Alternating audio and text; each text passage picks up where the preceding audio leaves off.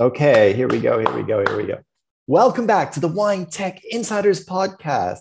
Today, we're talking about if algorithms are the answer, are reviews slanted, and we're going to dive into wine investment funds. Back, we have our insiders. We have Laurie from Oushinery. Hi, everyone. Nick from Wine Owners. Hello. And Jonathan from Bottlebooks. Hi again. So, great article about if algorithms might not be the answer. It's a topic that we keep going back to. Recently, there was the kind of failure of Pix that was looking to help people find wines. And there's a long history of wine tech companies that are searching for this. It seems to be a kind of mysterious holy grail that a lot of wine tech founders look to find, a lot of people look to find the solution to. And they make some great points in this article, or some interesting points, let's say. The first point, Laurie, is that these algorithms really favor mass-produced wines because they're available in more places, they can get more reviews, and that the smaller wines can easily slip through and not be found. What did you think about this article? What did you think about that point?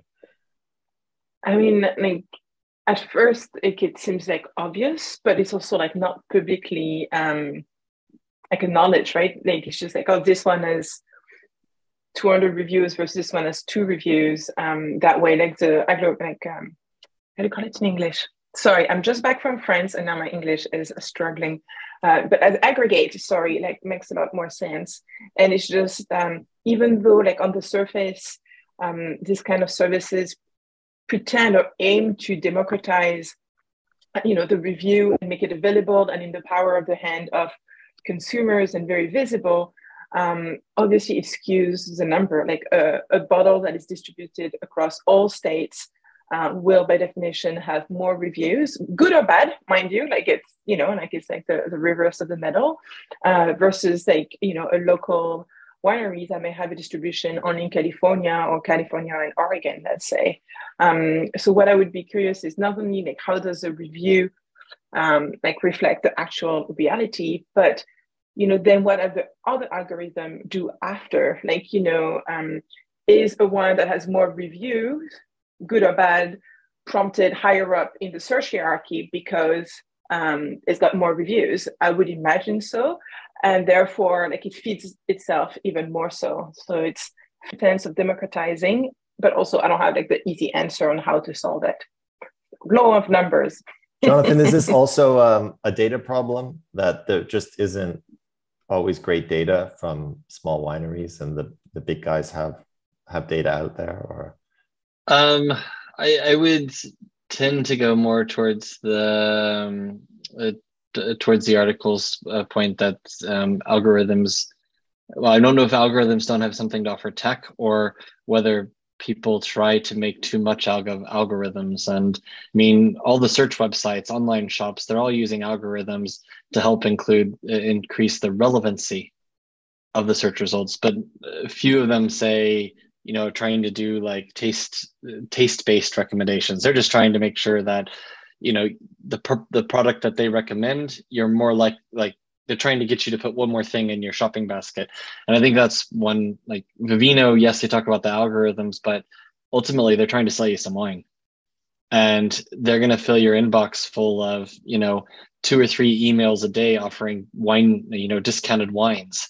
And that's why they're successful, is they're all about selling wine and using their algorithms to sell wine. And you can talk about the fuzziness about, or the warm fuzzy feeling, oh, I'm helping people discover new wines, but at the end of the day, they don't really care which wine you drink. They just want you to put something in the basket and hit buy. So I think businesses that just focus on the taste-driven ones, there is a graveyard of those out there that have tried and they weren't able. I mean, what's the uplift of a good recommendation? You know, what's the additional revenue to somebody for that? And this is not doubling your revenue. This is like incremental revenue on top of something you're already doing, and this just makes you a little bit better than your neighbor. But if you're not selling something and you're not optimizing, like what's the point? What are you actually trying to achieve with that algorithm, and from a business sense? Nick, they compared wine algorithms to online personality tests. Is that a fair comparison, or what do you think about that analogy? I'm not sure that personality tests and preferences are necessarily comparable, if that makes sense. And I'm not sure that, you know, just because I am a certain personality type, that I'm not necessarily going to enjoy a rather broad range of wines. You know, and I think Jonathan's point is well made. And you know, just because thousands of people on Amazon have cats that like a particular tin of cat food doesn't mean my cat's going to like it. Even though she may share many traits with those other cats, such as having full paws and, you know, speaking in a certain tone. So, yeah, I think Jonathan's points were very well made, actually, which is that, you know, the voice of the crowd, of course, has been talked about a lot, isn't it? The voice of the crowd over the voice of the professional, and whether that, you know, is more meaningful, and whether that delivers, you know, better outcomes for consumers. And, you know, and I think the answer is it's still sort of somewhat hit and miss. Sometimes it can be amazing, and sometimes it can be disappointing, because actually it's all really rather superficial. Whereas I do agree with you, David, insofar as it's absolutely a data. I think it is absolutely a data issue. And I think that somebody in one of the articles that you shared with us as part of our prep was talking about the problem with wine being that you know, the characteristic of being a particularly peachy character is perhaps less important than some of the other less easy to express elements around a wine, such as its intensity or its mouthfeel or whatever it may be.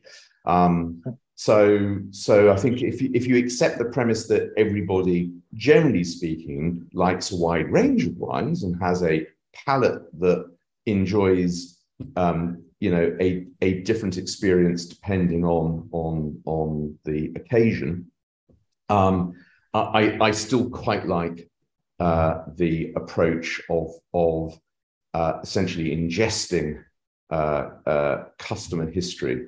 Or wines that customers know that they have previously enjoyed, and using that as the basis for being able to compare those wines to a database of wine information that's been captured at a much more elemental level than the sort of emotional kind of descriptives that you know, a typical consumer will share.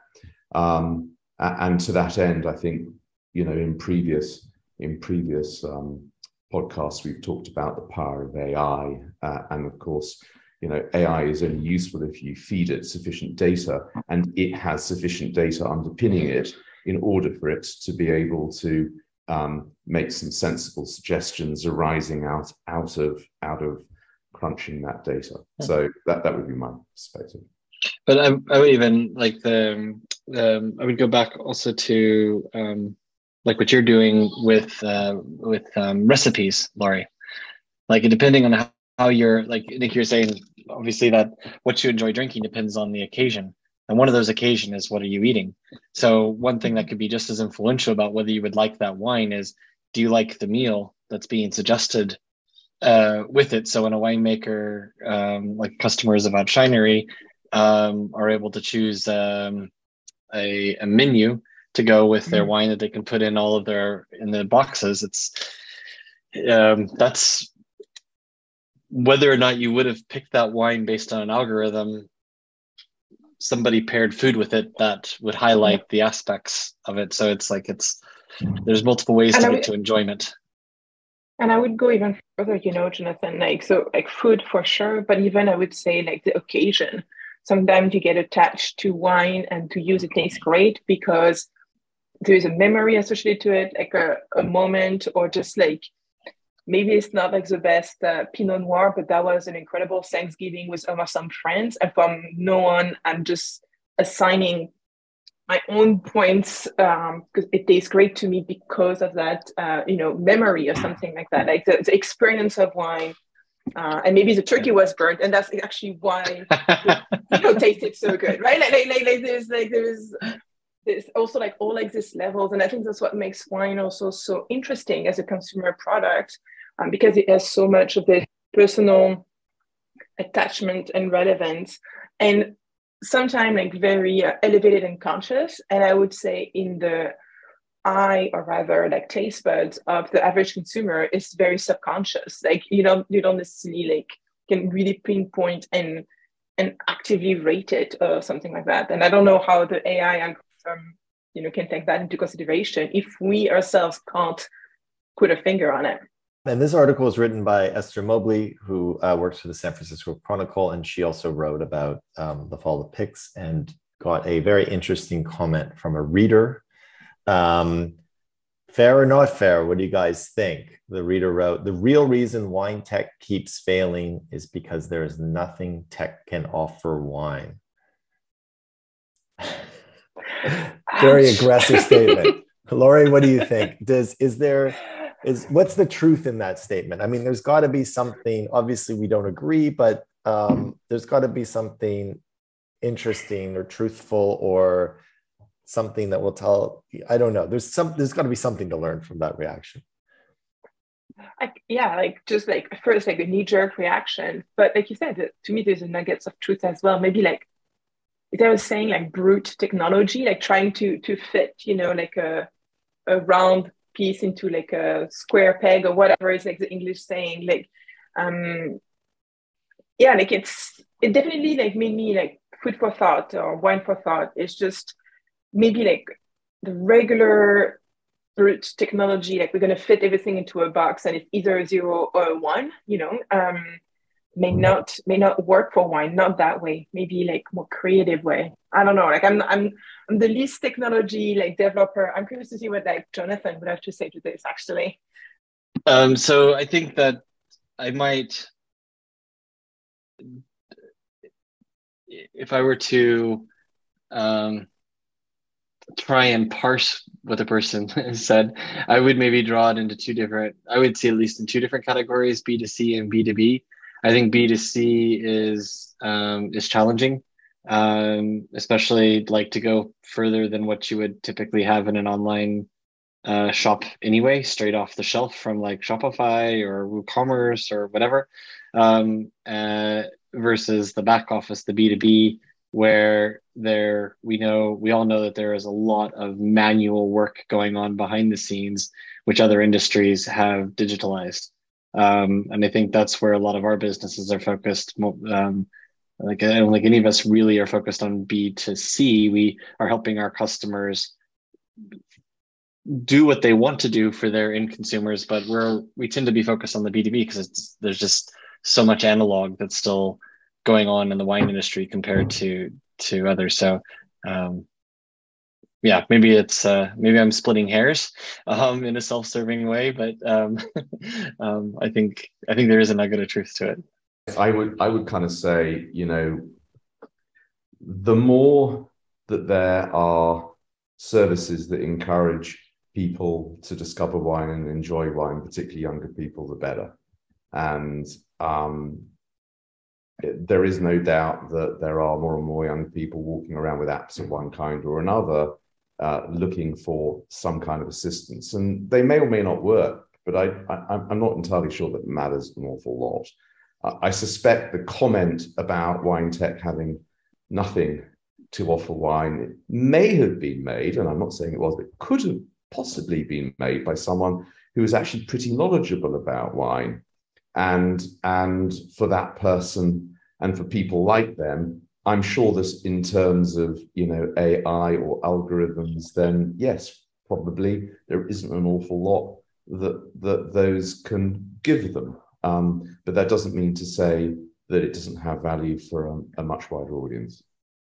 One of the things that, oh, sorry, go on, John. I was say maybe it also has something also again to do with price point. I think we've talked about like that a few times, is about what is the actual target audience of a particular product. And when you're buying wine at like for 5, 10, 15 euros and you can get quite a good wine, the risk is low. But if you're somewhere where to get a good wine, you're putting down at least $30, $40, $50, the risk is higher. And so the cost of making a mistake is a lot higher. So you like, there are perhaps certain markets. And the variables are greater, right? I mean, if you're spending $50 on a bottle of wine, you've got the variables about whether it's actually drinkable at all right now, or whether it's something that's going to be drinkable in 10 years' time. And we all start somewhere, don't we? You know, when I started drinking wine, I was buying bottles at £1.59 from the local supermarket, and it was Romanian wine. I think there might have been a little bit of Hungarian wine, and it was before the wall came down, when they were all part of, you know, the Soviet Empire, as was. So, you know, we all start somewhere. I don't drink that stuff anymore, but it doesn't mean that, you know, it wasn't all right. Well, Nick, you touched upon another theme that keeps coming back to the podcast, which is wine reviewers, the point system, awards, all of that, and how consumers are moving away from that. An interesting article by Jason Wilson diving into kind of the subtleties behind the scenes of some of this. Now, he's a wine writer. He's been on, you know, on the side of this, but he's also been on the inside of this. Without naming names, he claims that a major wine brand pays about $25,000 a year to a certain influential wine publication, not for advertising, but instead to ensure that our clients' wines are reviewed and to make sure poorly reviewed wines aren't listed. Not quite buying a certain rating, but certainly claims of some kind of dishonesty in the rating system in the background of how it's going. Laurie, what do you think about this? Yeah, what's your reaction? Well, it's interesting. It's a bit like fuzzy as well. Like no names are, you know, given. Like, is it like how much is true or untrue? And it's like sneaky, right? Like I think, like to me, what's even more interesting is how to not get the one that you know are poor or poorer, like not to get them reviewed or listed. Like that's just like an interesting approach that I guess would serve. But I think that's something that Nick brought up. I think earlier, it's also like how much weight does this really have, and what type of wine are we talking? Are we talking the commercial wine? Are we talking the more like investment fine wine? For the commercial wine, I don't know how it matters. Like it's not great, but like how does it influence this? Like, is it like money into the wind? I think I would love to know a bit more like the parameters, like which wine are we talking about? What's the distribution and price point? Nick, maybe this is a waste of money. Yeah, that's what I'm thinking of. I was going to say, I wonder who this mysterious brand owner, or rather, from what budget this mysterious brand owner is taking this from, and you know. And perhaps it's from their key influencer marketing budget, but then it's all sort of terribly secretive. I think Laurie's right. It's very difficult to comment when someone's casting aspersions that are unidentifiable and unprovable. And I can certainly imagine that there are. You know, there is promotional money spent by brands within you know, but within organizations like supermarkets and distributors, and I guess the supermarkets themselves may well have, you know, magazines that cover all kinds of stuff, including wine and whatever else. So I can imagine that taking place within that environment. And I don't know to what extent this allegedly influential wine magazine is, you know, is a mainstream, you know, critic with a good reputation, or whether it's a somewhat more mass market publication, where, you know, advertorial and influence and all of those things, you know, tend to be much more commonplace. So I'm going to assume it isn't any of the wine publications that we would sort of consider as sort of central to the fine wine market, and I'm going to guess that it's more brand orientated and more mass market orientated, and in that case maybe that makes sense.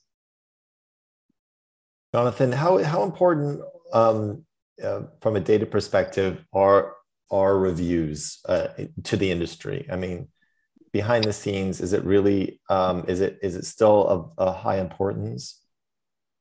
I think it depends on your target market. I think I would also probably lump in awards into this as well.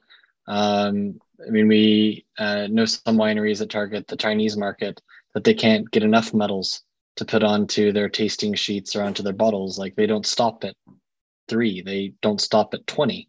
They would love to have 30 medals on the exact same wine, because the more medals you have in China, the more prestigious your wine, even if they all just say the exact same thing. So there is sort of a like badge of honor, and there is serious money spent on this as well. And I mean, awards, I mean, everybody, for some reason, I mean, on one hand, you have the awards, everybody accepts that you pay an award to enter your wine into the competition.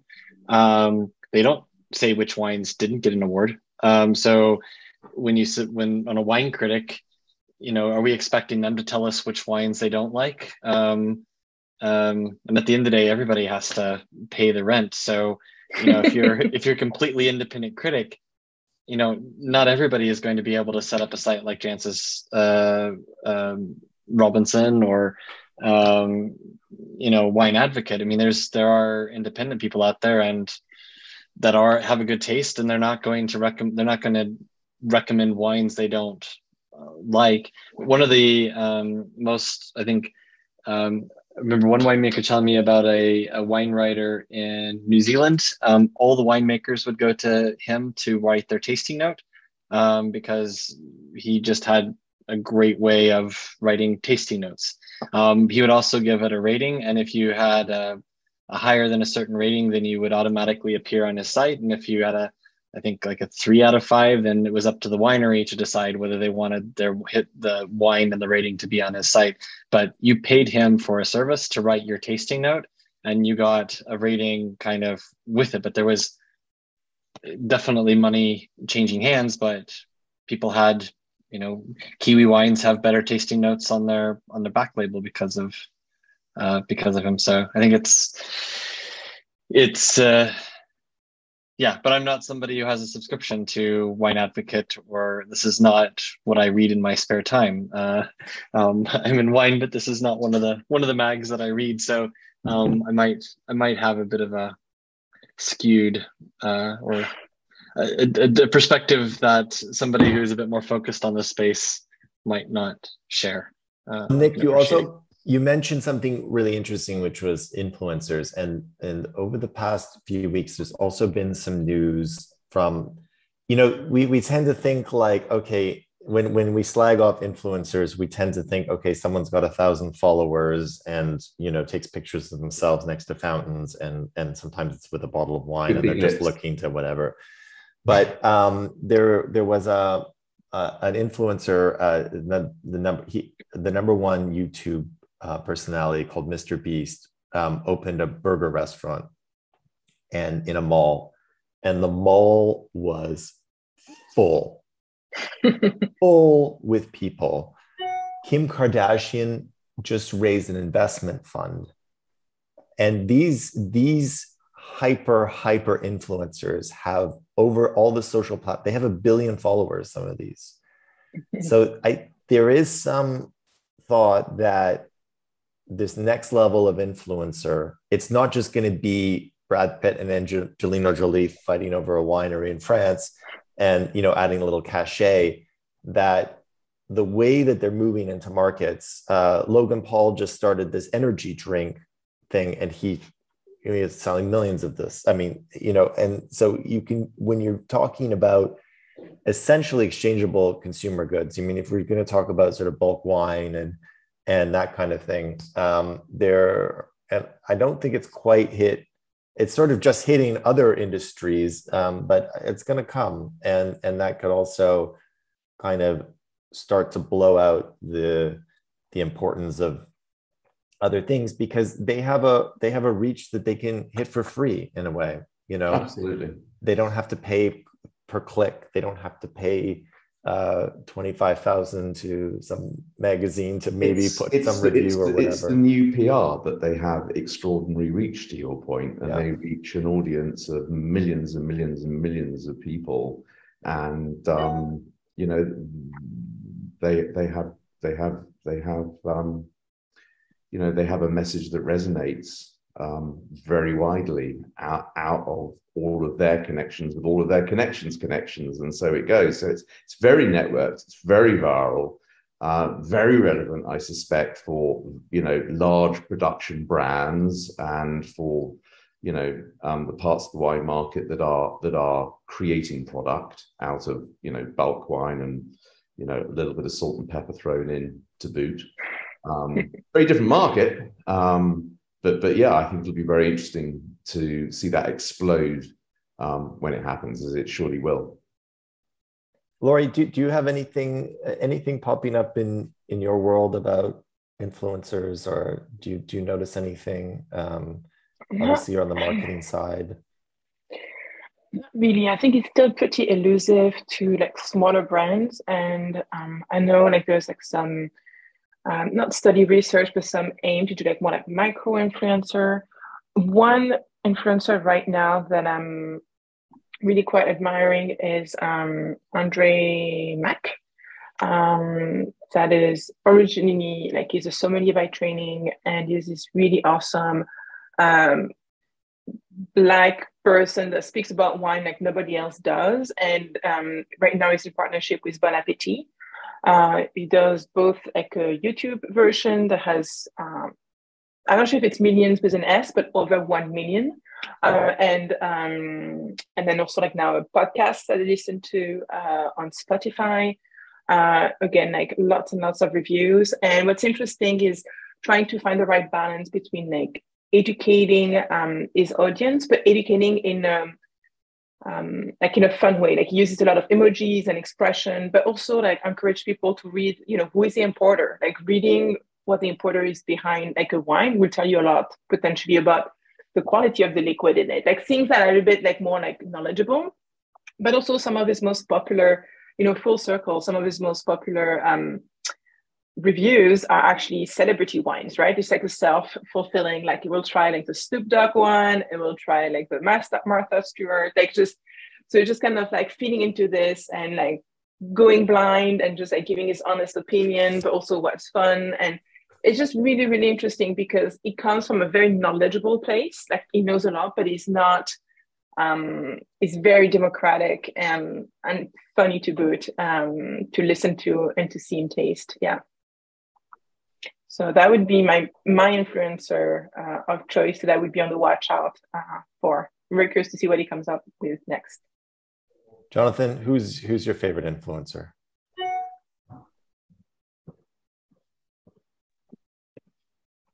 That's a difficult question. I'm not sure I have one.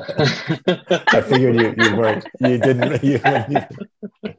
I'm not sure that type of marketing reaches me very frequently. I don't spend a lot of time on social media either, so that already cuts out a few influencer channels. So yeah, maybe it's the Netflix algorithm. That's my one of the that's All right, an influencer. Let's move to wine investment funds. There's been recently 2 US wine investment funds that have been set up. Most of the funds are in London or the UK. There are not many in the world, but there is a view that a wine investment fund is a fund that is a solid investment, even if it doesn't grow that much. It's a sort of a safer investment, although the LiveX bid to offer ratio dropped from January to June from 1.8 to 0.8. So there is some instability. There's global economic instability that hasn't fully wreaked havoc in, say, the fine art or the fine wine market, but it might. Nick, I think you're the insider to go to. What is your opinion on wine investment funds? I think we can also dive deeper on other podcasts, but I think it's a good introduction. Yeah, I mean, I think there are many flavors of wine fund, and I think the 2 that you mentioned exemplify that. So it's, whereas Vint effectively builds blue chip collections that then people take a slice of. So it's a collective, and it's pretty pure play, and they're very, very narrow in the sorts of wines that they put into those funds. And then, you know, it depends what your motivation is. You'd be drawn to something like Vint, I guess, as a pure play investment. And then to your point, you know, it's pays you money, it takes your chances, and you know, it's going to depend on where you are in the cycle. It's going to depend on macroeconomics. It's going to depend on the extent to which the wine market correlates with other main, you know, regulated markets like equities. In the past, it always used to. Then, sort of since sort of the mid noughties, it stopped doing so when sort of China came into play, and now, frankly, who knows? Because, you know, we may well be heading into a slightly more normal world in that sort of post period where China was such an extreme influence on the wine market. And then on the other hand, you've got Vinovest, which is kind of, you know, very small scale. It's, you know, very big numbers acquired through social media, lots of young people. And I think if your motivation as a young person is to, you know, have a bit of fun, explore it, and maybe, you know, be in a position where you might fancy drinking it in a year's time, that's one thing. But if you think that this is going to give you a outperforming return on investment compared to other categories, then you know, you might want to consider at what level you are going in at, because, you know, the wine world, like a lot of other areas, like a lot of our other asset classes, tends to polarize quite a lot, you know, between the very scarce, the very sought after, and of course, because it's very scarce by definition, it can't be in everybody's collections, you know, those categories that are hot for whatever reason, and where maybe there is a bit more liquidity, such as champagne, and then everything in the middle kind of gets stuck, really. And the reason it gets stuck is because it was designed to be drunk primarily. So, you know, and then, you know, what is a collector? Is a collector somebody who is obsessive compulsive and loves it? I get that. I can relate to that pretty closely. Or in which case, actually, you're building a collection, and if it happens, you know, to be a collection that enables you to drink at a level that otherwise you would never have ever been able to dream of, then happy days. But if you're going in as a pure play investor, then you'll be doing it because you've probably got an awful lot of investments tied up elsewhere, and this is fun and it's fringe and it's discretionary. So there you go. Jonathan, are you any of these? Have you ever invested in a fund? Have you even bought a bottle of wine to let age? Or I haven't done any of the any investment funds. I'm rather invested in Bottlebooks. But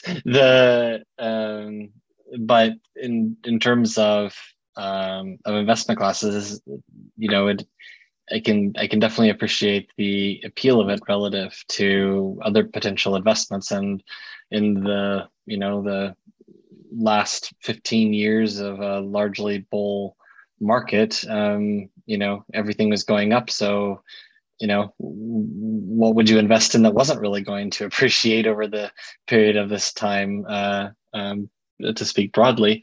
But yeah, when things get a bit more challenging, I can appreciate that people pull back to investments that are more classical and that are a bit more tangible, perhaps, than just purely scarcity-based investments, or at least the number of investors that are looking at more risky investments or less tangible investments. Probably, I could appreciate that those might drop. great. Well, I'd like to thank everybody for listening to the Wine Tech Insiders podcast. We'll be back in a couple of weeks. That was covering algorithms, slanted reviews, and wine investment funds. We're going to hopefully have a guest again in a few weeks, and we'll see you then. Perfect. Thank you so much, David. Bye, everyone.